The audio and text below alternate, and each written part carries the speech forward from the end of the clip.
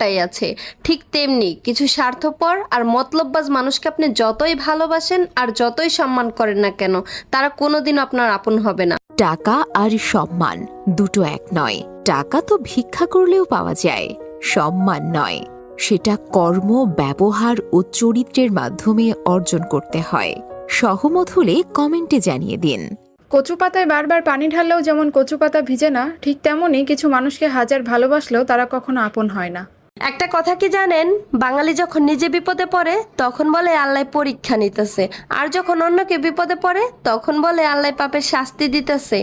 শুনছি নেড়া নাকি বেলতলায় একবারই যায়, তাই আমি নেড়া বারবার যাই। কারণ কি জানেন? কারণ আমার শিক্ষা হয় না। একটা সময় যে মানুষগুলো আমার অনেক বেশি কষ্ট দিছে, পরবর্তীতে এসে তারা যদি আমার সাথে 2 মিনিট হাইসে এসে কথা কয়, আমি সব ভুলে যাই। তো বেল তো আমার মাথায় পড়বই। সব বয়সেরই না একটা সময় আছে। যেমন আগে চুল খোলা রাখতে ভীষণ